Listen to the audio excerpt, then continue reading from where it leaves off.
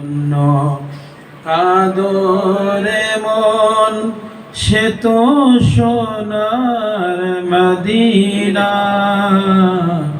স্বপ্ন যোগে পাইবে দেখা হলে তাহার দেওয়ানা। আল্লাহুম্মা সাল্লি আলা সাইয়্যিদিনা মাওলানা মুহাম্মদ ওয়া আলা আলি সাইয়্যিদিনা মাওলানা মুহাম্মদ। 3.5 হাত মাটির কবর হবে মোদের ঠিকানা। ভাই বলো বন্ধু গো বলো, কেউ তো সঙ্গে যাবে না।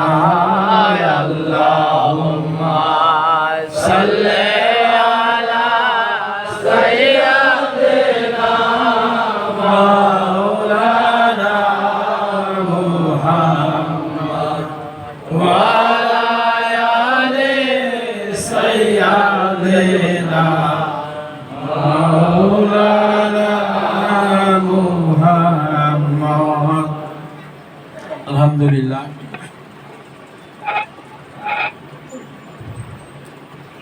প্রিয় হাজিরান, উপস্থিত আল্লাহর বান্দাগণ, হুজুর পাক সাল্লাল্লাহু আলাইহি সাল্লামের উম্মতগণ, সকলের প্রতি রইল সালাম। আসসালামু আলাইকুম রাহমাতুল্লাহি ওয়া বারাকাতুহু। আল্লাহ পাকের দরবারে লাখ কোটি শুকরিয়া। আল্লাহ পাকের দরবারে লাখ কোটি শুকরিয়া যে আল্লাহ রাব্বুল আলামিন আমাদের পবিত্র আঙ্গিনায় আসার মতন তৌফিক দান করছেন, এর জন্য সকলে শুকরিয়া আদায় করি আলহামদুলিল্লাহ। আর সবচেয়ে বড় শুকরিয়া যে আল্লাহ পাক আমাদের সুস্থ রেখেছেন, নাকি? এর উপরে তো আর কোনো শুকরিয়া নাই। নিজে যদি অসুস্থ থাকি কোনো কিছু কি ভালো লাগবে? ভালো লাগবে না। আল্লাহ সুস্থ রেখেছেন, আবারও শুকরিয়া আদায় করি আলহামদুলিল্লাহ। আসলে দেখেন, আল্লাহ পাক কুল কায়নাতের যা কিছু সৃষ্টি করছেন সবই কিন্তু ওনার বান্দাদের কি কাজের জন্য, উপকারের জন্য সৃষ্টি করছেন, নাকি? আমরা কি কখনো শুকরিয়া আদায় করি? শুকরিয়া আদায় করতে আমাদের সময়ই নাই। করবো কখন? সারাদিন সাংসারিক ব্যস্ততা, নিজের এনে ব্যস্ততা, একটু যে বসবো, একটু যে সময় দেব। কে সৃষ্টি করলেন?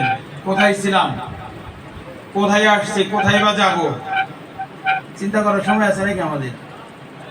দেন সকাল হলে কাজের চিন্তায় বের হয়ে যাই, সন্ধ্যার সময় আসি, আড্ডা দিই, খাওয়া দাওয়া করে ঘুম, আবার সকালে কাজ। যে সৃষ্টি করলো তার তো একটা উদ্দেশ্য আছে, নাকি? উদ্দেশ্য আছে না? ক্ষেত করতে গেলে কি আমরা চেষ্টা করি যে ক্ষেতটা ভালো হইলে আমার ফসল ভালো হইব, ক্ষেত ভালো হইলে আমার ফসল ভালো হইব। উদ্দেশ্য কি? ফসল ফলানো। যত যত্ন নিব তত ফসল ভালো হবে। এর জন্য যিনি সৃষ্টি করছেন তেনাকেও সময় দিতে হবে, নাকি? তো যাই হোক, আল্লাহ পাক যিনাকে সৃষ্টি না করলে আল্লাহ পাক কুল কায়নাতের কোনো কিছু সৃষ্টি করতেন না। সে আল্লাহর রাসূল, আল্লাহর হাবিব, তেনার প্রতি আমরা সকলে একবার একটু দরুদ পাঠ করি। সকলে বলি সাল্লাল্লাহু আলাইহি ওয়াসাল্লাম। আসলে দেখেন, অনেকেই আছে, অনেকেই এটা নিয়ে কিন্তু অনেক কথা কাটাকাটি হচ্ছে। অনেক কথায় আল্লাহর নবী নূরের তৈরি না মাটির তৈরি? আসলে হুকুম দিছে কি উনি সেটা পালন করার মধ্যে কি কেউ আছি আমরা? একদল আছি নূরের পক্ষে, আর একদল আছি মাটির পক্ষে। এই নিয়ে জ্ঞান দাম, অথচ হুকুম আসছে কি সেদিকে কোনো খেয়াল নাই। সেদিকে কোনো খেয়াল আছে? উনি কি, উনি আমার আপনার মতন কি সাধারণ মানুষ, তাই না? কি সাধারণ মানুষ? নাউজুবিল্লাহ বলতে পারি না? যদি সাধারণ মানুষই হয়, যেহেতু দেখেন আরেকটা জিনিস না বললেই নয়, যে আজকে আমাদের আল্লাহ পাকের দরবারে লাখ কোটি শুকরিয়া, আল্লাহ পাক আমাদের মুসলমান ঘরে জন্মগ্রহণ করাইছেন, নাকি? কি আলহামদুলিল্লাহ না? একটু আসতে বলেন আলহামদুলিল্লাহ। এই তো, এটা খ্রিস্টান, বিধর্মী, ইহুদি, নাসারার ঘরে জন্মগ্রহণ করাইতে পারতেন না? আজকে সেপ্টেম্বরের কয় তারিখ বলেন তো? 8 তারিখ, ভাদ্র মাসের 24 তারিখ। সুন্দর, আলহামদুলিল্লাহ। আরবি এটা কি মাস? কি এটা মুসলমান। রবিউল আউয়াল আজকে কয় তারিখ? আজকে হচ্ছে 4 তারিখ। দেখছেন আমরা মুসলমান, কিছু মনে করেন না, কিন্তু জানা প্রয়োজন আমাদের নাকি? জানা প্রয়োজন। এক জায়গায় কথা বলতেছিলাম, সে আমাদের কোনো দরবারের কোনো ইয়েই নাই, মানে ওই দরবারে বেরোবের কোনো ভক্ত না। সে কথার মধ্যে একটা কথা জিজ্ঞেস করতে গেছিলাম, সে দিয়ে কথা বলতেছে, বলেন তো মুসলমানদের জাতির পিতার নাম কি? হযরত মুহাম্মদ সাল্লাল্লাহু আলাইহি ওয়াসাল্লাম। উনি এই উত্তর দিছে, জানেন? উনি এই উত্তরটা দিছে। তাহলে বুঝেন যে আমরা কতখানি এখনো কি অবস্থায় আছি। মুসলমানদের জাতির পিতা হচ্ছে কে? হ্যাঁ, ইব্রাহিম খলিলুল্লাহ। তেনার উপরে কিন্তু আল্লাহর অনেক অনেক অনেক পরীক্ষা আসছেন, অনেক পরীক্ষা আসছেন। তুমি তোমার প্রিয় বস্তুকে কোরবানি দাও, তুমি তোমার প্রিয় বস্তুকে কোরবানি দাও, পারবো? উনি যা দেয় তাই হয় না, যা দেয় তাই হয় না। প্রিয় বস্তু কি নিজের নফসের উপরে কোনো কিছু আছে? নিজের চেয়ে কোনো কিছু আপন আছে? দেখবেন এটা প্রমাণ হলো যখন পানিতে পড়ে না কেউ, তার উঠাইতে যায় তো দেখি। যদি আপনার ওরকম লাইফ সিকিউরিটি না থাকে, তার উঠাইতে যায়, দেখেন অবস্থা কি। সে কিন্তু চাবি কিন্তু আপনি কিন্তু বাঁচানোর জন্য গেছেন, সে চাবি আপনি ডুবিয়ে মাইরে সে বাঁচার জন্য। নিজের উপরে কোনো কিছু আছে? কোনো কিছুই নাই। তো সেই রাসূল করিম সাল্লাল্লাহু আলাইহি ওয়াসাল্লাম অনেকে বলতেন কি, যে উনি আমার আপনার মতন কি সাধারণ মানুষ। উনিও কি বলছে, হ্যাঁ আমি তোমাদের মতন সাধারণ মানুষ, কিন্তু আমার কাছে আল্লাহর তরফ থেকে ওহী নাযিল হয়, যা তোমাদের উপরে হয় না। যেহেতু এখন পবিত্র রবিউল মাস, সামনে মাসের এই মাসেরই ইংরাজির 16 তারিখ সেপ্টেম্বরের, আর রবিউলের 12ই রবিউল আউয়াল, আমরাও কিন্তু দরবার একটা মিলাদ মাহফিলের একটা ব্যবস্থা করি। আমরা 3 বারে মিলে একটা ব্যবস্থা করি আমাদের এখানেও। তো আমি আগেই দাওয়াত দিয়ে দিলাম, যদি কারোর সম্ভব হয় আসার চেষ্টা করবেন, আসার চেষ্টা করবেন। তো আমরা এবারও করবো ইনশাল্লাহ। সেটাই মামার সাথে কথা বলতেছিলাম যে হয়তো আগামীকালে আমরা রাত্রে বসবো এই ব্যাপারটা নিয়ে। তো আসবেন। আসলে দেখেন সবকিছুই করি, কিন্তু এনাকে বলতেছি সিস্টেম বলে কোনো কিছু মানে বলতেছে, অথচ তার একটা অনুষ্ঠানের মধ্যে আমরা নাই। এখন যে বলবে এই নবী বলতেছি কি কালেমা কি লা ইলাহা ইল্লাল্লাহ, তারপরে নাই, বলা যাবে না, জিকির করা যাবে না, আমল করা যাবে না। এখন এই অবস্থা এসে গেছে। এটা তো এখন থেকে না, সে আবু জেহেলের জামানার থেকে তো হয়ে আসতেছে নাকি? কি বলছিল, তুমি যদি আমার হাতে কি আছে, আবু জেহেল ওনাকে পরীক্ষা করার জন্য গেছে, আমার হাতে কি আছে তুমি যদি বলতে পারো, আমি তাহলে বুঝবো তুমি আল্লাহর নবী, আমি তোমার কালেমা লা ইলাহা ইল্লাল্লাহ মুহাম্মাদুর রাসূলুল্লাহ সাল্লাল্লাহু আলাইহি ওয়াসাল্লাম, আমি কালেমা গ্রহণ করব। আর রাসূল করিম সাল্লাল্লাহু আলাইহি ওয়াসাল্লাম আবু জেহেলকে উত্তর দিচ্ছেন, আচ্ছা যদি আপনার হাতই বলে দেয় হাতের ভিতরে কি আছে, হাতের মোড়ের থেকে বলে, তাহলে তো আলহামদুলিল্লাহ, তারও ভালো। তো উনি শুধুমাত্র ওই হাতের দিকে তাকাইছেন, আল্লাহর হুকুম, সবই আল্লাহর হুকুমই হচ্ছে, কিন্তু হাতের দিকে তাকাইছেন, হাত থেকে বলে উঠছে লা ইলাহা ইল্লাল্লাহু মুহাম্মাদুর রাসূলুল্লাহ। কি ছিল হাতের ভিতরে? কঙ্কর, একটা পাথর, প্রাণহীন পাথরও কিন্তু কে? রাসূল করিম সাল্লাল্লাহু আলাইহি ওয়াসাল্লামের সেই কালেমা পড়ে উঠছে। চিন্তা করলো আমার হাতের উপরে কি জাদু প্রয়োগ করছেন। তো করছে কি, খেজুরের বিচি ফালিয়া খেজুর নিয়ে আসছেন, আইনা বলছেন এই খেজুর থেকে যদি গাছ উঠে ফল ধরাইতে পারো তাহলে তোমার আল্লাহ নবী বলে আমি তোমার কালেমা গ্রহণ করবো। উনি কি করলেন? ঠিক আছে, ঠিক তো, হ্যাঁ ঠিক। উনি হাতের ওই খেজুর গাছের দিকে ওই খায়ে ওটা বললেন, ওটা থেকে গাছে ফল ধরলো। কয় না, তুমি খেজুরের উপরে জাদু প্রয়োগ করছো। তারপরে কি করা যায়, এখন করছি কি, খেজুরে পুরাইয়া ছাই বানিয়ে নিয়ে আসছে। এইটার থেকে ফালে যদি ফল উৎপন্ন করতে পারো তাহলে আমি তোমার কালেমা গ্রহণ করব। আল্লাহর হুকুমে সেটাও হয়েছে। উনি কেন তুমি এটার উপরে জাদু প্রয়োগ করছো। আর বলে না, যারা দেখতে পারে না তার হাতে দেখে 3 ভাগে কথায় আছেন এরকম একটা। তো বলছে ঠিক আছে, মোহাম্মদের জাদু তো জমিনে কাজ হয়, আসমানে তো আর কাজ হবে না। তুমি যদি হাতের ইশারা দিয়ে চাঁদকে দ্বিখণ্ডিত করে দিতে পারো তাইলে বুঝবো যে হ্যাঁ, কারণ তোমার জাদু তার আকাশে কাজ করবে না। কি আল্লাহর হুকুম উনি কি করছেন? হাতের ইশারায় চন্দ্রটা খণ্ড করে দিচ্ছেন। শুধু খণ্ডই নয়, একটার থেকে আর একটা দূরত্ব অনেকখানি হয়ে গেছে। এখনো বিজ্ঞান এইভাবে বলতেছে, এখনো চাঁদের মাঝখানে সেই ফাটল এখনো আছে, সেটা এখনো আছে। উনি বলছেন কি না, তুমি আমার, তখনও বলতেছেন তুমি আমার এই চোখের মধ্যে মানুষজন যত আছে সবাই চোখে ধুলি দিছো, সবাই খণ্ডই দেখে বল লাগছে। তো যাই হোক, যদি তোমার এই জাদু আমাদের মধ্যে দলি দিল, বাইরের দেশের লোকজন তো দিতে পারবে না। মোবাইলগুলো বন্ধ রাখবেন, নাহলে যার মোবাইল আছে চলে যাবেন এখান থেকে। এটা পবিত্র স্থানে বসছে, এটা কিন্তু আমাদের একটা বেয়াদবি, এটা আমাদের একটা বেয়াদবি। আর ও আল্লাহর ওলিদের রওজার সামনে বসছে, আমাদের সামনে মসজিদ কিবলারা বসে আছে।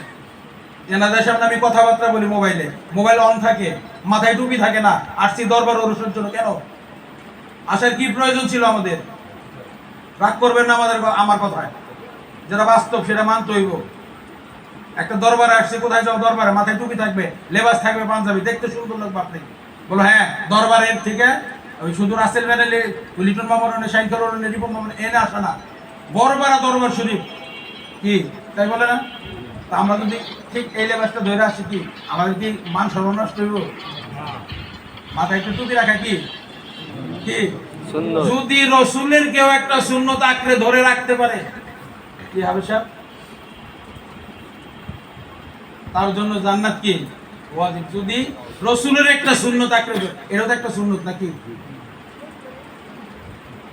আমি জানেন আসরের নামাজ পড়তেছিলাম এই জায়গায়, বলতে হয় না বলি, অনেকে পড়ে আসছে। আসরের নামাজ পড়তে সময় কমপক্ষে 8 থেকে 10 জনের মাথায় টুপি ছিল না। আমি নামাজ অপ্রায় খাব, যাও দোকানে যাও, টুপি নিয়ে আসো, যাও। মারতে দৌড়াইতে দৌড়াইতে ওই দোকান থেকে সব টুপি নিয়ে আসছে। টুপি থাকলে দেখতেও কিন্তু সুন্দর লাগে, তাই না? মনে হয় যে না, একটু পরিপূর্ণ মাহফিল হচ্ছে। তো কি বলতেছেন যে আমাদের চোখে না এখানে ধোলা দিছ, অন্য দেশের লোকজনের চোখে তো ধুলে যায়। আমাদের দেশ থেকে অনেকে বিদেশে যায় না, তো ওইরকম ওই সৌদির থেকে অনেকে বাইরে গেছে, যে তারা যদি দেশে আসে তাহলে তাদের জিজ্ঞাসা করবো, তারা যদি বলে হ্যাঁ তাহলে তোমার মানবো। বাইরের থেকে আসছে লোকজন কিছুদিন পর, তোমরা কি চাঁদের দ্বিখণ্ডিত দেখছো? তো আমরা দেখবো কেন? সারা বিশ্ব দেখছে চাঁদ দ্বিখণ্ডিত হয়ে গেছে। তাও বলতেছি কি, রসুল আমার আর আপনার মতন সাধারণ মানুষ।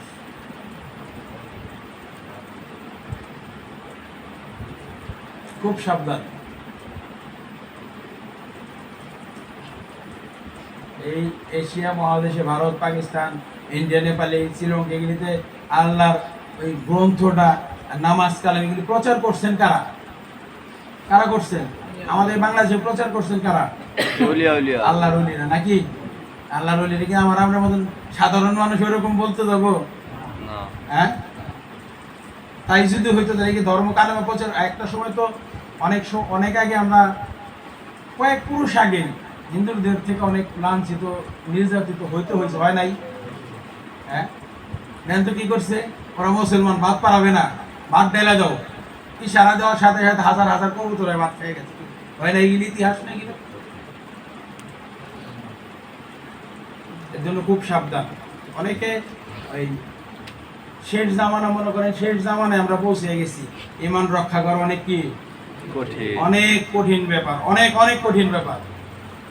খুব সাবধান। নামাজ কালাম তো আমাদের কি পড়তে হইব না? না পড়তে হইব না? কি পড়বো তো? কিভাবে পড়বো? এক জায়গায় কি লিখছে জানেন? হযরত বুল্লে আলী শাহ রহমতুল্লাহ আলাইহি উনি একটা লিখছেন এক জায়গায়, আমরা তো নামাজ পড়ি ঠিকই, মন তো দৌড়াদৌড়ি করে, যে বলছে হাজার কিতাব পড়েছ নিজেকে পড়নি, হাজার কিতাব পড়েছ নিজেকে পড়নি, মসজিদ মন্দিরে ভ্রমণ করেছো নিজে তো ভ্রমণ করনি, মসজিদ মন্দিরে ভ্রমণ করেছো নিজে তো ভ্রমণ, মানে আমি কে? আমার ভিতরে কি আছে? কোথায় কি আমার খারাপ কোনটা ভালো কোনটা কখনো খেয়াল করছি? মসজিদ মন্দিরে ভ্রমণ করেছো নিজে তো ভ্রমণ করনি, আগে নিজেতে নিজে ভ্রমণ করো, পরে নফসকে দমন করো, তারপরে শয়তানের সাথে লড়াই, শয়তানের সাথে করো লড়াই, এবং পরে মসজিদ মন্দিরে ভ্রমণ করো। আগে নিজে শুধরিয়ে নাও, আগে নিজে শুধরিয়ে নাও। বলছে হাজার কিতাব পড়ে পড়ে নাম রেখেছো কাজী, হাতের মুঠায় তরোয়াল নিয়ে নাম রেখেছো গাজী, মক্কা ভ্রমণ করে এসে নাম রেখেছো হাজি। কখনো কি চিন্তা করেছো তোমার মুর্শিদ তোমার উপরে রাজি কি বেরাজি? কখনো চিন্তা করেছো তোমার মুর্শিদ তোমার উপরে রাজি কি বেরাজি? আগে মুর্শিদ করো রাজি, মরার আগে মরো। যেই করলি মুর্শিদ রাজি, তোর ওই পারে যাওয়ার নাই কোনো ভয়। এটা কিন্তু আমার কথা না, জবরদস্ত এক আল্লাহর ওলির কথা।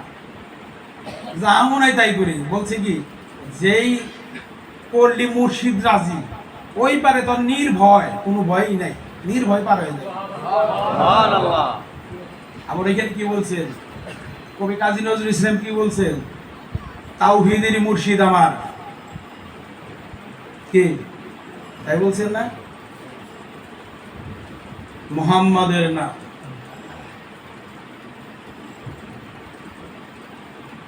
খুব সাবধান, ওই নাম জপলেই বুঝতে পারি কি খোদারি কালাম। দেখেন কথাটা আজকে কয়েকদিন আগে শুনছি, আজকে একটু মিলাইছি যে ওই নামের ওই রশি ধরে যাই আল্লাহর পথে, ওই নামের ওই নূরের স্রোতে, ওই নামের এই নূরের ভালায় ভাসি নূরের স্রোতে। দেখেন তো ওই নাম জপলেই কি দেখতে পারি কি আরো সে মোকাম। দেখেন এই কথা কোন জায়গায় এসে মিটছে? মাওলানা জালালউদ্দিন রুমি বলছেন, মনে করেন না আমি লিখছি, আমি কিন্তু কিচ্ছু না। ওই যে আমার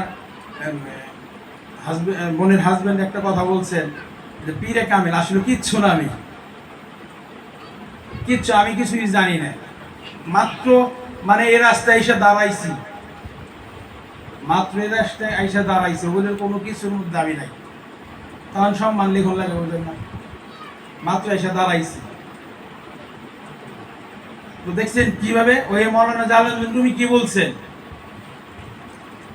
যদি কোনো পীর, যদি আমরা এটা তরিকার মাহফিল, কিন্তু এটা তরিকার মাহফিল, অনেকে তরিকার আলাপ আলোচনা করা উচিত নাকি? যদি কোনো পীর তার ভক্তকে মুরিদ বলে স্বীকৃতি না দেয়, তবে তার রাসূলও তাকে উম্মত বলে স্বীকৃতি দেবে না, এবং আল্লাহ তার বান্দা বলে স্বীকৃতি দেবে না। তাহলে সর্বপ্রথম কে? যার নাম জপলে পাবি রে তুই, বুঝতে পারি খোদারি কালাম, যার নামের গুণে দেখতে পারি আরো সে মোকাম। তারপরে আরো আছে অনেক, এত জানি না, ভুলে গেছি। এত সোজা না, হাত ধরছি অমুকে ধরছে আমিও ধরছি না, কাজ হবো না। খুব সাবধান। মুসলমানদের 5টি স্তম্ভ নাকি? কয়টা? 5টা। কালেমা, নামাজ, রোজা, হজ, যাকাত। কয়েকটা আছে যার সামর্থ্য আছে তাদের, কালেমা তো সবার জন্য নাকি? নামাজ। খুব সাবধান।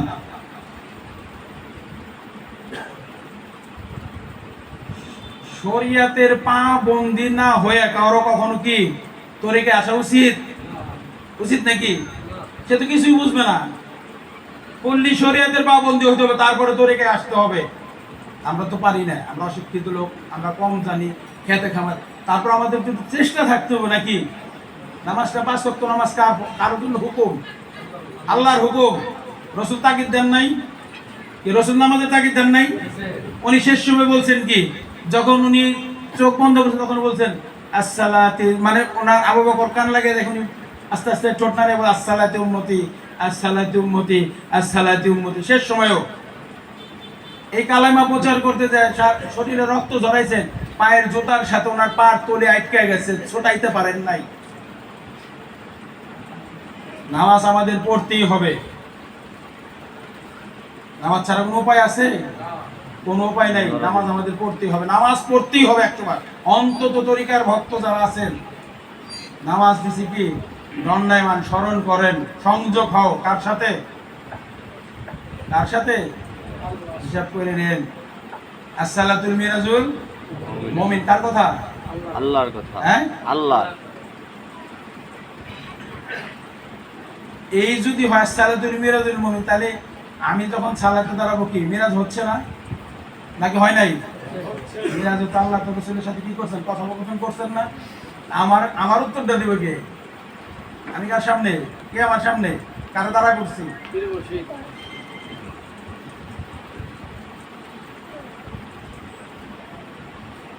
নামাজ পড়বেন, যাই কিছু করেন না করে দেখেন কেন। ওই যে তখন ওই যে গোল্লা লিসার কবিতাটা বললাম এরকম, যে বলছে যে আগে নিজেকে নিজে শোধরাও, মানা রাফা নাফসু ফাঁকা তারা বারাব্বু, নো দাই সেল। কিন্তু তো বলছে খুব সম্ভবত এরকম যে আত্মানম নম, নো দাই সেল। কত বছর আগের কথা। মানা রাফা নাফসু ফাঁকা তারা। সবচেয়ে বড় যে তুমি তোমাকে বোঝো, তোমাকে চেনো। আমার যে দোষ গুণগুলো এগুলো আমি সমালোচনা করবো, আমার এই ভুলগুলো হচ্ছে, এই ভুলগুলো করা উচিত না। অন্যের দোষ ধরার আগে নিজের দিকে তাকাইতে হবে। বলে না উপর দিকে থুতু দিলে কি? আমি দেখবো আগে যে যে দোষের জন্য আমি আরেকজনের দোষের উপর, ওই দোষটা আমার আছে কিনা। যদি আমার থাকে আমি তার দোষতে পারবো না। এক মা তার ছেলেকে নিয়ে আসছে রাসূল করিম সাল্লাল্লাহু আলাইহি ওয়াসাল্লামের কাছে। আয়েশা কি বলতেছেন? আল্লাহ রসুল, আমার ছেলেটা খালি মিষ্টি খাইতে চায়, কিন্তু আমি তো অভাবী, আমি তো অত মিষ্টি খাইতে পারি না। রসুল কি বলছেন? যে কয়দিন পরে আসেন। কেন উত্তর দেন নাই রসুল? রসুলও তখনও পর্যন্ত মিষ্টি খান। যেমন রসুল ছাড়ছেন, বলছে হ্যাঁ বাবা তুমি আর মিষ্টি মুষ্টি খাই ওটাই ওটা। হঠাৎ মারা মা যদি একটু কিনে দেয় সেটা খাই, কারণ উনি কিন্তু খাবার দিচ্ছে। তাহলে আমি আমার দোষ যেটা, সেই দোষ থাকতে আমি আরো কিন্তু দোষটা করতে পারবো। তো যাই হোক, নামাজ কালাম আমাদের পড়তেই হবে। নামাজ কালাম পড়তে মুসলমান ভ্রাতৃত্ব বোধটা বজায় রাখতে হবে। পীর ভাই পীর বন্ধের সাথে সম্পর্কটা ভালো রাখতে হবে। যে মামা একটা কথা বলেন মাঝে মাঝেই আমাদের মাহফিলের মধ্যে, শুধু আমাদের বোঝানোর উদ্দেশ্য জিনিসগুলা, যে যখন কোনো আদায়কারী তার কোনো পীর ভাইয়ের বাড়িতে যায়, আমি বলি সকাল আসো, বিকেলে আসো, অমুক আসো, এরকম বলি না সবাই? কতবার ঘুরায়? 2, 4, 5, 7 বার তো না ঘুরালে হয়ই না। অনেকে কমপ্লেন দেয় যে আব্বা গেছি 150 টাকা খরচ দিছে 50 টাকা। আলহামদুলিল্লাহ, ওটাই কবুল করে নাও। কারণ এই যে আমি যে ঘুরাইলাম, এই হুকুমটা দিছে কে? তাকে আদায়কারী বানাইছে কি? হ্যাঁ, দরবার পক্ষ থেকে না? দরবারে যারা মুশরিকের দায়িত্ব আছে তারাই তো বানাইছেন। তাহলে তুই বেটা কারে ঘুরাইতেছিস বারে? তুই ঘুরাইতেছিস কারে? কথাটা কিন্তু বলেন কিসের জন্য বলেন? আমাদের বোঝানোর জন্য। আমরা তো তাও বুঝি না।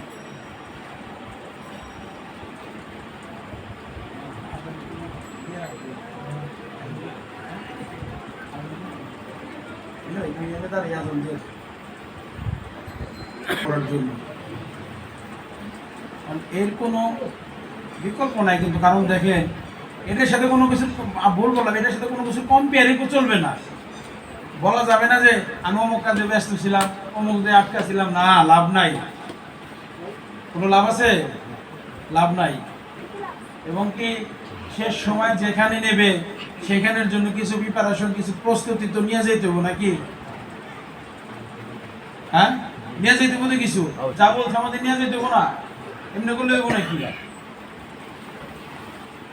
খালি খালি তো যাওয়া যাবে না। খালি খালি যাই কি করবো বলেন তো দেখি?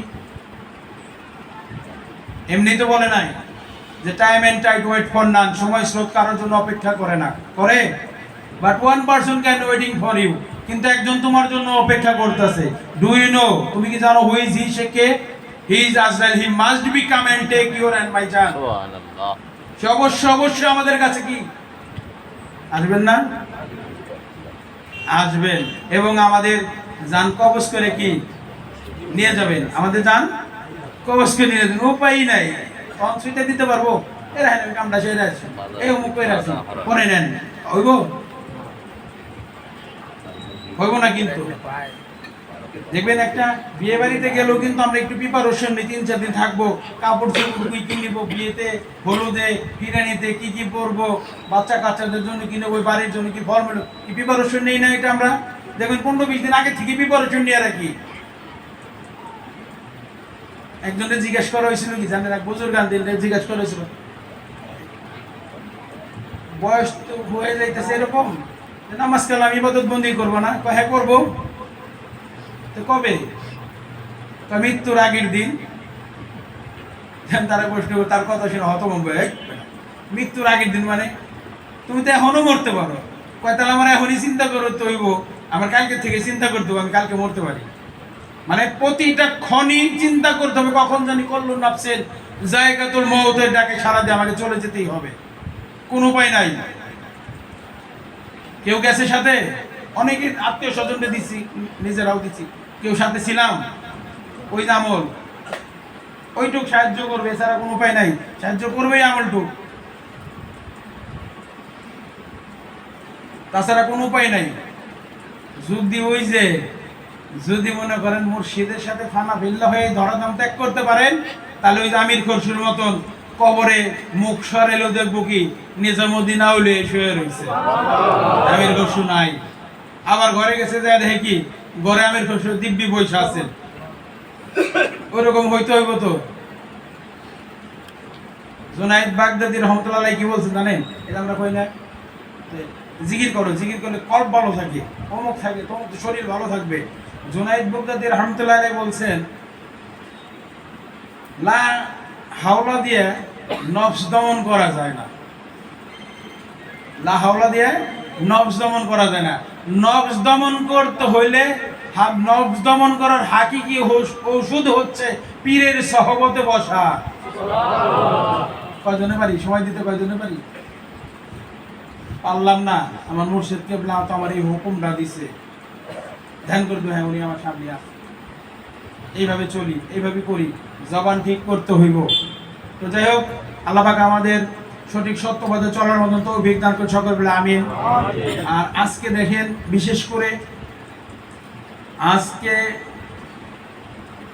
হচ্ছে আমার পীর মুর্শিদ পীরে কামিল হযরত শাহ রফিজুর রহমান আল কাদরি আল চিশতি রহমাতুল্লাহ আলাইহি, ওনার পবিত্র উফাত দিবস আজ 24শে ভাদ্র, 8ই সেপ্টেম্বর, আজকে রবিবার। উনি ওনার এই অনুযায়ী শনিবার ছিলেন। তো দেখেন এনাদের ইতিহাস বলতে গেলে এনাদের নাম নেওয়াও তো আমাদের অপরাধ। এনারা যেনারা এখানে আসেন এনাদের নাম নেওয়া অপরাধ, আর না বললে যেটুকু নয় সেটুকু বল। এনারা যদি এইভাবে না করতেন তাহলে কি এই যে এতদিন পর লোকজন এইভাবে আসতেই থাকতেন? ক্ষমতা ছিল আমাদের কিছু না, আমার কোনো ক্ষমতাই নাই। আজকে ওনার ডাকেই তো আসছেন এখানে। ওরসের অর্থটা দিচ্ছে কি? ওরস শব্দের অর্থ দিচ্ছে একবারে এইভাবে বোঝাইছে, নববিবাহিত। নববিবাহিত, আউস শব্দ থেকে উৎপত্তি ওরস, যার অর্থ হচ্ছে নববিবাহিত, আশক মাসকের মিলনের রাত্রি। তো যাই হোক, যারা আসতে পারছে তো আলহামদুলিল্লাহ, যারা আসতে পারেন অনেকে নিয়ত আছে কিন্তু কোনো কারণবশত আসতে পারেনি, দেখ আল্লাহ পাক জানি যেনার ওর উদ্দেশ্য করে আসছি, তিনি যেন আল্লাহ পাক জানি আমাদের এই এনাদের মনের নেক মকসুদ কেউ জানি পুরা করে সকল বলে আমিন। আসলে ওনার ইতিহাস বলতে গেলে অনেক, এনাদের ইতিহাস বলে শেষ করা যায় না। তো দু একটা ঘটনা বলে আমি শেষ করে দেব, যে এখানে ওই এলাকার লোকজন আছেন কিছু বরাকে, ওই জাকের মৌলানা করে একজন মৌলানা ছিলেন, সেই রাখাল গাছের চরে দিকে, তাই না? রাখাল গাছে জাকের মৌলানা করে, এটা আমার মুর্শিদ কেবলার কথা বলতেছে। তো উনি সফরে গেছেন রোজার মধ্যে, যা বিশেষ করে আমরা অনেকেই যাই না, উনি সফরে গেছেন রোজার মধ্যে। তো জাকের মৌলানা তো উনি শরীয়তের মৌলানা, তরিকাতের বিরুদ্ধে থাকতেন, পছন্দ হইতো না। তো উনি বলছেন, আপনি একজন পীর সাহেব মানুষ, আপনি রোজা থাকেন না, আপনি রোজা থাকেন না, কেমন কথা? তো মৌলানা সাহেব আমি রোজা থাকি না, আপনাকে কে বলছে? কালকে আসেন আমার এখানে, আমরা একসাথে সেহরি করব, রোজা থাকবো। আমরা সেহরি করবো, রোজা থাকবো, ঠিক আছে? তো মৌলানা বলতেছে না আপনি মেহমান মানুষ, আপনি আমার বাড়িতে আছেন। কয় না, আমার সাথে অনেক লোকজন, আপনি আমাদের এখানে এসে ঠিক সেহরির আগে পরের দিন আসছেন, ঈশ্বর রোজা থাকে না দেখার জন্য। সেহরির আগে আসছেন, রোজা থাকবেন, সেহরির সময় হয়ে গেছে, বলতেছে সেহরি নিয়ে আসেন। ঈশ্বর ভাই সেহরি নিয়ে আসো তো দেখি। সেহরি নিয়ে আসছে, একটু পিরিজের মধ্যে যে কয়জন আছে প্রত্যেক জনের জন্য একটা করে বাতাসা, প্রত্যেক জনের জন্য একটা করে বাতাসা আনছেন। সেই জাকের মৌলানা বলতেছেন মিষ্টি বাতাসা তো খাবো খাবারের পরে, সেহরি খাওয়ার পরে। মৌলানা সাহেব এইটে দিয়ে সেহরি হবে, এই বাতাসা মুখে রেখে এইটে দিতে হবে, বাতাসা যেন একটু না ভিজে, বাতাসা যেন একটু না ভিজে। দেখ আলহামদুলিল্লাহ ঠিক আছে মৌলানা সাহেব। বাধ্য হয়ে যে কয়জন ছিলেন, কিছু মুরব্বীরা ছিলেন, ওনার আব্বার ভক্ত বলো, ওনার অনেকে চলে গেছেন, তো মুখে দিছেন। একটু পরে তার পীর ভাই বলতেছেন যে মেয়ে ভাই আমার বাতাসে তো বইলে গেছে। এরকম পীর সাহেব আরো জাকের মৌলানার আছে, জাকের মৌলানা বলতেছে আপনি নামাজ পড়ান। পীর সাহেব বলবে না আপনি মৌলানা মানুষ, শরীয়তের মৌলানা আপনি থাকতে না। নামাজ পড়ানোর পরে বলতেছি কি হুজুর পীর সাহেব আমার বাতাসে তো বইলে পানি ভিতরে গেছে গা। পীর সাহেব মুখের থেকে বাতাসাটা বের করে দিয়ে বলছে মৌলানা সাহেব দেখেন তো একটু পানি লাগছে নাকি। এদিকে আমাদের দ্বারা সম্ভব, ওনাদের দ্বারা সম্ভব নাকি? এই জেনারা আছে যে শুকনা জমির বাতাস ওইভাবে মুখে বলছিলাম আপনাকে, এইটা দিয়ে সেহরি হবে এবং এইটা দিয়ে ইফতারি হবে, বাতাসা যেন না ভিজে। মৌলানা সাহেব তো শেষ। পরে এই জাকের মৌলানা বলে গেছিলেন আসলে আপনি আল্লাহর একজন ওলি, বুঝতে পারি নাই। উনি মৃত্যুর আগে নিজ হাতে একটা মালা গাচ্ছিলেন, দরবারে তো বলছেন যদি উনি আমার মালা যদি শুকিয়েও যায়, তার ছেলেরও বলছিলেন আমার মালা যদি শুকিয়েও যায়, যদি উনি কখনো আসে আমার মালাটা তার গলায় পরে দিয়ে বলো যে আপনি দরজে আপনার জন্য নিজ হাতে গাচ্ছেন, উনি আজ দুনিয়ায় নাই। আসলে বিশাপ 6-7 মাস পর আবার সে রাখাল কাছে গেছে, তো এর আগে উনি চলে গেছেন। তো শুকনা মালাটাই নিয়েই তার ছেলে দৌড়ে যে কাদা টাদা ভেঙে যে এই দেওয়ালে তার গলায় দিয়ে পাও ধরে চিকিৎসা বলছেন আমার আব্বা চলে গেছেন, আব্বার জন্য সেগুলি কি আমাদের দ্বারা সম্ভব? মৃত ব্যক্তি আটকাইছে 4-5 দিয়ে, ঘেরাও দিছে, 4-5 দিয়ে ঘেরাও দিছে। আমি এই কথাটা বলতেছিলাম আমাদের লক্ষ্মী কলেজে বাচ্চু মামাদের বাড়ি, বাচ্চু সদের বাড়ি, ওইখান থেকে তার ছেলে হাত তুলে উঠছে।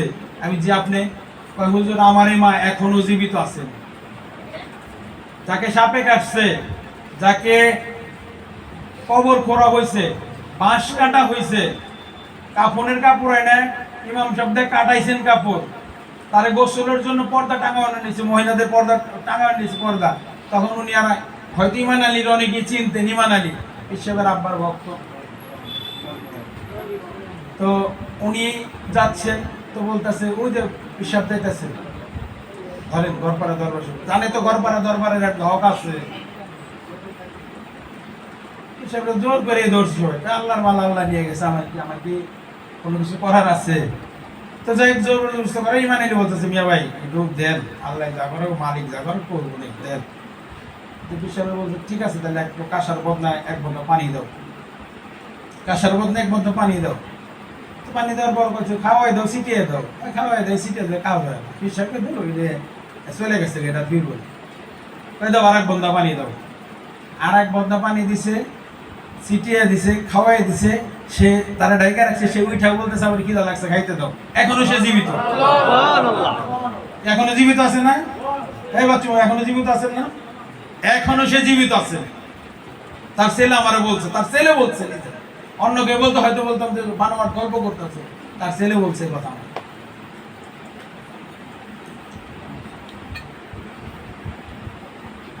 আজকে আসলে আল্লাহর ওলিদের যেখানে ওরস হচ্ছে, যেখানে ওরস হয়, সেখানে কিন্তু ওনারা উপস্থিত থাকেন, কি থাকেন না?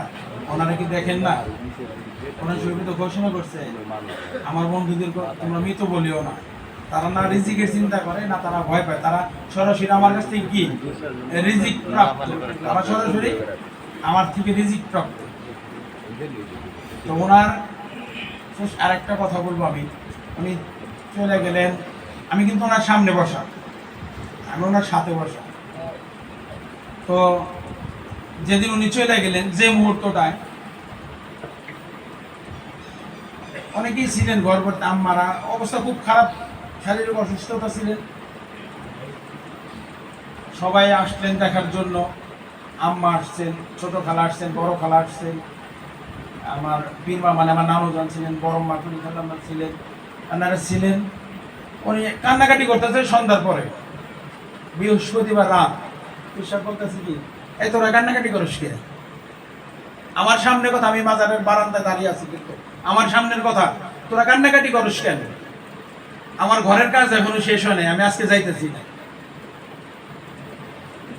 আমার ঘরের কাজ শেষ হয় না, আমি আজকে যাইতেছি না। আমি শনিবার দিন 11টার সময় চলে যাবো। বললাম তো আমি মাজারের বারান্দায় দাঁড়ানো, আমার বিশ্বাসের সামনে। কেন আমি আম্মারে যে বলি কি, আম্মা তোমরা একটু চিল্লি করো, শনিবার দিন 11টার কথা কইছে না, তাই বলছি কি আমার ঘরের কাজ এখনো শেষ হয় নাই। তো এই কথা শুনে আম্মার আরো বেশি কান্নাকাটি করলো। এসব কয়েকই কান্দিস না, আরো কয় না কান্দে, আমি একটু দেখি। আরো শিখতে ঘরের মধ্যে। পরে ঠিক শনিবার দিন ঘড়ির কাটে 11টার সময় উনি চোখ বন্ধ করলেন আসতে করে। শেষ সময় আমি মুখের মধ্যে একটু পানি দিলাম, সবাই বললাম যে তোমরা একটু পানি দিলে দিয়ে যাও, যদি পানি খাও, আমি একটু সামনে বসবো। 10-15 মিনিট আমি মুখামুখি বসাচ্ছিলাম, সব চার পাশ দিয়েছিল, আমার সামনে কেউ আসে না। সেটা একটু পানি দিলাম, ঘড়ির কাটার দিকে তাকিয়ে দিলাম, ঠিক 11টার সময় চোখ বন্ধ করি। এনাদের দ্বারা সম্ভব, আমাদের কি সম্ভব? আমাদের কি সম্ভব?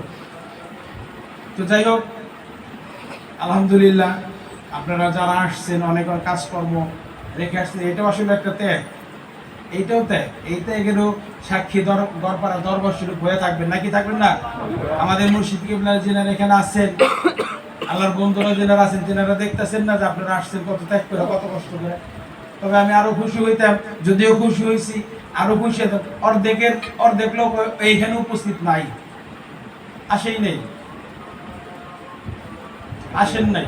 অনেকে ফোন দিচ্ছেন, অনেকের ফোন রিসিভও করি নেই। আজকের এই অনুষ্ঠানে আসা উচিত ছিল সবাইরই, আসা সবাই উচিত ছিল।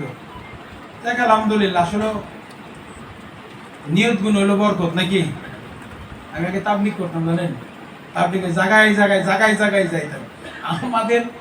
আমাদের বাড়ির বিশ্বের ভক্তরা আমার একদিন আটকাইছে, এই তাবলিগে জানকে আমি কি হয়েছে? আমি বলছি কেন, কি হয়েছে বলেন, তাবলিগ কি খারাপ? কয় না, দেখেন না দরবারের সাথে তাবলিগ। আমি আপনারা কেমন কথা বলেন? তো আমার তো জানার বিষয়, কেন এরকম দাঁড়ায়। তো গেছি কাকরাইল মসজিদের 10 জনের একজন ছিলেন আমাদের সম্পর্কে এক দাদা, উনি প্রিন্সিপাল হাবিবুর রহমান স্যার ছিলেন, মহিলা কলেজ ছিলেন, দেবেন্দ্র কলেজে অ্যাকাউন্টিং এর হেড ছিলেন। উনি আমার পিছনে রেখে আমার দাওয়াত দেওয়াইছেন, আলহামদুলিল্লাহ ওই সুযোগটা পাইছিলাম। ওনার নিয়ে রাত্রে 12টা-1টার দিকে আমি বসছি, দাদা একটা কথা বলি, কাহে বলো। আমি দেখেন আমার তো জানার তো আর শেষ নাই। তো আমি, আপনি তো জানেন, উনি কিন্তু জানেন, ওই সময় পিসাবু কিন্তু আমার এই দায়িত্বে রাখছে। তো বললাম আমি তো এই দায়িত্ব নিয়ে আসি, আবার পড়াশোনা করছি, আবার এই আপনার ক্ষেত্রে ঘুরতেছি।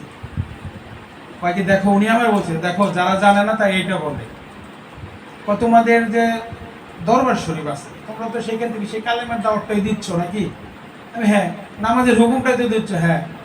সঠিক সত্য বলতে চলার হুকুমটাই দিচ্ছ, হ্যাঁ। তুমি যে আজকে 3 দিন যাবত দাওয়াত করতেছো, কোনোটার সাথে অমিল আছে কি বলো তো? আমি না, যারা জানে না তারা বোঝে। আমার বলতে এইভাবে যে মনে করেন বাস স্ট্যান্ড আসবেন, আপনি আমাদের এই রাস্তা দিয়েও যাইতে পারবেন, এই দিকটা এটা ওইটা করে যাইতে পারবেন, কি পারবেন না? উদ্দেশ্য কোনটা? Bus stand. এরকম এক উদ্দেশ্যই তো আমাদের একটা, নাকি?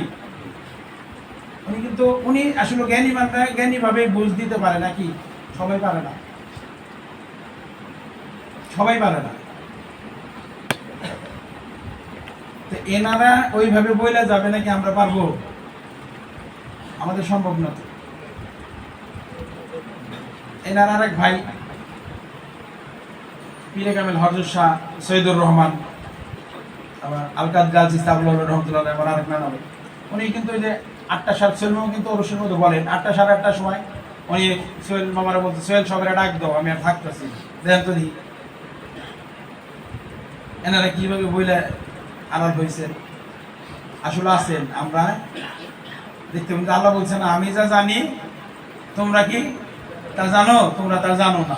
ওনারা যা জানেন ওনারা দেখতেছেন। আমাদের এই অন্ধ চর্মচক্ষুকে আমরা দেখা পাবো। অন্তর্দৃষ্টি কি ওপেন করতে হবে নাকি? ওই যে জন্য যে নফসকে আগে দমন করতে হবে, নিজের সমালোচনা করতে হবে।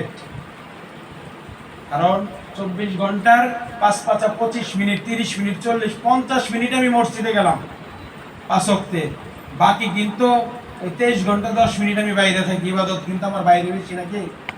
ইবাদত বাইরে বেশি। অনেক আল্লাহর কাছে বললাম, আল্লাহ আমার সঠিক সত্য পথে সন্ধান দেন, ভুল পথে দেন না, মিথ্যা কথা বলেন না। আমি বাইরে স্বর্ণের মাল উঠে নিলাম, মিথ্যা বললাম, মুনাফিকি করলাম। কার সাথে? আমি কার সাথে? কি অবস্থা আমার? চলতে হবে সঠিকভাবে। বলা হয়েছে জীবন সীমাবদ্ধ, রিজিক নির্ধারিত, মৃত্যু অবধারিত হবেই। কখন যেন এইসবের মালাকুল মউত যার যার অতি সন্নিকটে কখন জানি ধরে বসে। এর জন্য প্রিপারেশনে থাকতে হবে না। আর সবচেয়ে বড় আমলটাই হচ্ছে রাত করে যখন ঘুমাতে যাই আমরা, পারবেন এটা? চেষ্টা করবেন তো আজকে থেকে চেষ্টা করবেন। হযরত আলী বলছেন কোনার বাণীতে যে আমি চেষ্টা করবেন, এটা যে হযরত আলী বলছেন ওনার বাণীতে যে ক্ষমা করে দেওয়াই হচ্ছে শ্রেষ্ঠ ইবাদত আর শ্রেষ্ঠ প্রতিশোধ, ক্ষমা করে দেওয়া। আপনার একজন মারছে, আপনি কি শালা সুযোগ পাইল হইছে রে, এরকম কই না আমরা? আর যদি বিপদ করছি ডাক দে শক্তির ধর, এছাড়া কি যদি কই ক্ষমা করে দিলাম। রাত্রে যদি শোয়ার সময় চিন্তা, হে আল্লাহ এই আমার জীবনে চলার পথে শুরু থেকে এই পর্যন্ত আমার সাথে যারা অপরাধ করছে, যারা আমার অন্যায়ভাবে আঘাত করছে, যারা আমার বকাবেজি করছে, যেটার নামি সেটাও আমার করছে, আল্লাহ আপনি আপনার রাস্তা আপনি তাদের মাফ করে দেন। আমি আপনার কাছে মাফ চাইলাম, আপনি তাদের মাফ করে দেন আল্লাহ, আমি ক্ষমা করে দিলাম তাদের। আমার চলার পথে তো কোনো খারাপ ঘটনা কেউ সাথে হইতে পারে নাকি? কি পারে না? আমি যে অন্যভাবে কেউ আঘাত দিছি আমার মন নাই, সে তো মনে রাখছে নাকি? সে যদি আল্লাহর কাছে ফরিয়াদ করে, এটা আল্লাহ এই বিপদে ভালাইও, যদি আমি তাদের মাফ করে দিতে পারি, আল্লাহ কি আমাকেও ওই যে ক্ষমাশীল আল্লাহ আমাকে মাফ করে দিতে পারেন। চেষ্টা করবো সকলকে ক্ষমা করে দেওয়ার জন্য। আমরা কিন্তু দেখবেন মৃত্যুর পরে কি বলি, আসলে কেউ যদি চলতি পথে যদি কোনো অপরাধ করে থাকে আপনারা আল্লাহর রাস্তায় মাফ করে দিয়েন, কি বলি না? তখন কি কেউ না করে যে মাফ করবো না? কি করে সবাই একবারে হাত উইসা করে, হ্যাঁ মাফ করে দিলাম। আল্লাহ বলছেন যে হ্যাঁ হাদিস শরীফে উনারছে যে 40 জনের এই দোয়া আমি কি কবুল করি। 10,000 লোক থাকলে 10,000ই কিন্তু হাত তুলে কবুল করে। কয় জনের দোয়া?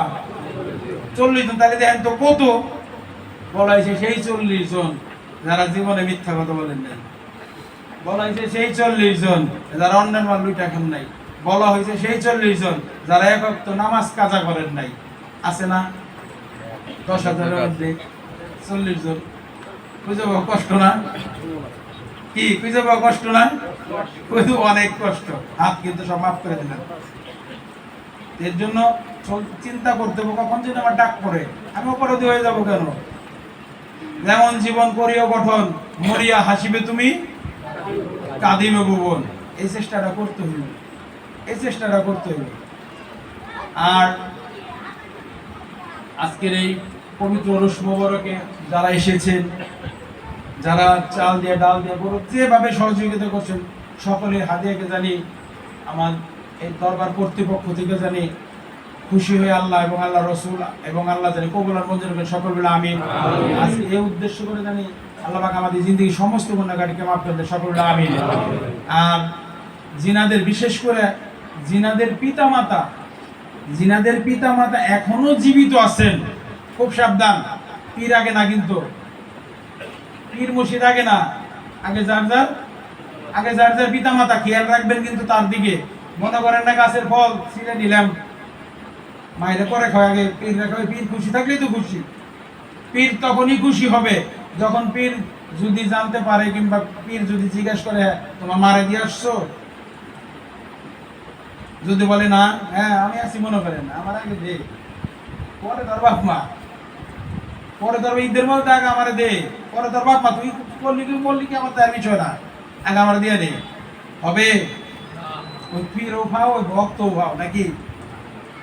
আগে পিতা মাতার দিকে খেয়াল রাখতে হবে, তারপরে পীর মাসায় তাদের কাছে হুকুম নিয়ে যাতে পীর মুর্শিদের কাছে আসবেন, ঘরের পরিবার পরিজনকে রাজি খুশি করে, তাছাড়া হবে না কিন্তু। আর কুল্লুন নাফসিন যায়কাতুল মউত, সবার একদিন চলে যেতেই হবে, এটা এক মানে এর মতন আর চিরসত্য কোনো জিনিস নাই, চিরসত্য কোনো জিনিস নাই। তখন যখন আমরা চলে যাব কি নিয়ে, যখন চলে যাবে পিতা মাতা অনেকের চলে গেছেন নাকি, অনেকের পিতা আছেন মাতা নাই, অনেকের মাতা পিতা মাতা উভয় গেছেন, আসলে আর হাজার চেষ্টা করলেও কিছু খাওয়াইতে পারবো? কিচ্ছু পারবো না, শুধু একটাই খাওয়া দিতে পারি, যদি আল্লাহ কবুল করেন আমি 5 ওয়াক্ত নামাজ পড়ে রাব্বির হামহুমা কামা রাব্বায়ানি সগীরা বলে আল্লাহর দরবারে 2 ফোঁটা চোখের পানি ফেলতে পারি। হয়তো আল্লাহ পাক আমার পিতা মাতার যদি কোনো ভুল থেকে থাকে, আল্লাহ পাক যদি আমার এই এতিম সন্তানের উসিলা করে যদি আল্লাহ পাক পিতা মাতাকে মাফ করে দেন নাকি।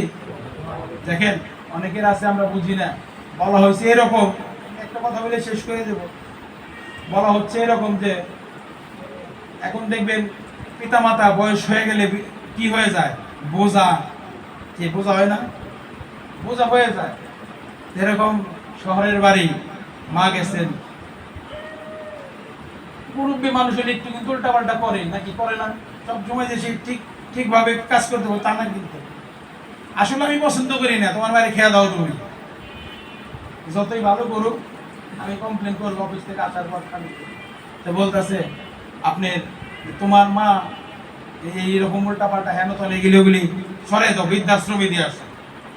মা তো শুইছে ঘরে যায়, মা ঘরে যায় শুইছে, মুরব্বী মানুষ টাকা মানুষ ঘুমো আসে না, শুয়ে গেছে, শুয়ে শুনতেছে ছেলে বইয়ের কথা বলে বলতেছে ড্রয়িং রুম থেকে খাওয়ার মধ্যে, তো কালকে দিয়ে আসবা বৃদ্ধাশ্রম, ঠিক আছে দেব, ঠিক আছে। তো মারা যা বলতেছে মা, ও মা বাথরুমে গেছে, মা বাথরুম থেকে শুনতেছে, হ্যাঁ মা বের হয়ে এসে বলতেছে বাবা আমাকে একটা পাকা মন একটা আম এনে দিবে, যে মনে কাজ দেখবেন আমরা মাথার মধ্যে একটু টেরাবে টিপে খাই না, ওটা কত মজা একটু নরম, এরকম একটা আম এনে দিবে আমি খাবো। ছেলের বউ বলতেছে কি কালকে তো বৃদ্ধাশ্রমই দিবা, আজকে নিয়ে আসো, আজকে নিয়ে আসো খাওয়াই দেই, সেই শিক্ষা পুরনো সকালে নিয়ে দিয়ে আসবা। ঠিক আছে, ছেলের কাপড় চোপড় চেঞ্জ করে নাই, ও অবস্থা বাজারে গেছে, যে ওরকম একটা আম আনছে। সবার খাওয়া দাওয়া শেষ, ছেলের বউ শুয়েছে, মা শুয়েছে, মা করছে গে যায় ওই আমটা নিয়ে ছেলের কাছে দিছে, বাবা আমটা তুমি বুকের মধ্যে দিছে, আমটা তুমি রাখবা এইখানে, আমার কালকে সকালে দিবা, আমি আমটা নিয়ে আমি সকালে চলে যাব। ঠিক আছে, রাতে কয়েক ঘন্টারই ব্যাপার, আমটা বুকে নিয়ে রাখছে, সকাল হয়েছে, মা গেছে, বাবা আমার আমটা দাও, বাবা আমার আমটা দাও। ছেলে বলতেছে মা তুমি তো কয়েক ঘন্টা পরে সকালে চাইছো, আম দিছো তার 2-4 মিনিট পরে আমার বুকের থেকে গরম দিয়ে পিঠের নিচে যে পইরায় গইলে দেখো আমার নতুন চাদর, তোমার বৌমার নতুন চাদর বেডশিট কি হয়ে গেছে দেখো, বেডশিটটা কেমন হয়ে গেছে দেখো। ও বাবা কয়েক ঘন্টা মানে কয়েক মিনিটের মধ্যে তুমি ভালাই দিছো, আর বাবা তোমার এই বুকের মধ্যে 5 বছর রাখছি আমি, 5টা বছর রাখছি বুকে, তুমি যদি গরম খাবার পিঠে যাইতে, তুমি যদি গরম খাবার পিঠে যেতে বাবা তোমার ওই আমের পরিস্থিতি হইতো। খুব সাবধান, আপনারা আমার জন্য দোয়া করবেন, আমারও পিতা মাতা আছে, আমি বললাম না, আমি কিন্তু আরো বেশি অপরাধী হব। অনেক সময় কথা কাটাকাটি লাগে আমাদের সংসারে সবারই, কিন্তু উচ্চ স্বরে কথা বলা নিষেধ, আওয়াজ করে কথা বলা নিষেধ। আমি শিশু ছিলাম, তিনারা বড় ছিলেন, আর তিনারা যখন বৃদ্ধ হবেন তখন আমার কাছে তিনারা শিশু সমতুল্য নাকি। যখন আমি পেশাব করছি আমার ভিজা জায়গায়, তারা শুয়ে আমার শুকনো জায়গায় চলেছে। আজকে যাদের সামনে চলে গেছে আর 1000 ডাকলে খাওয়াইতে পারবেন ভালো কিছু? পারবেন? পারবেন না। শুধু একটাই পারা, নামাজ পড়বেন, নামাজ পড়ে পিতা মাতার জন্য আল্লাহর দরবারে 2 হাত তুলে বইয়াত করবেন, আল্লাহ পাক যেন তেনাদের মাফ করে দেন, তেনাদেরকে যেন জান্নাত নসিব করুন, সকল বলে আমিন। আমাদের পিতা মাতা আল্লাহটাকে যারা সারা দিয়ে আল্লাহটাকে চলে গেছেন, আল্লাহ পাক তেনাদের সকলকে মাফ করেন, সকলে বলে আমিন। আর যেনাদের পিতা মাতা আছে এখন আল্লাহ পাকের কাছে দোয়া করবো, তেনাদের আমাদের সকলের পিতা মাতাকে যেন আল্লাহ পাক নেক হায়াত দারাজ করে, সকলে বলে আমিন। আজকের এই পবিত্র মিলাদ মাহফিলকে, এই উরুস মাহফিলকে যেন আল্লাহ পাক কবুল আর মঞ্জুর করে নিয়ে এটাকে আমাদের নাজাতের একটা পথ হিসেবে আল্লাহ পাক কবুল আর মঞ্জুর করেন। সকল বলে আমিন। আসসালামু আলাইকুম ওয়া রাহমাতুল্লাহি ওয়া বারাকাতুহু।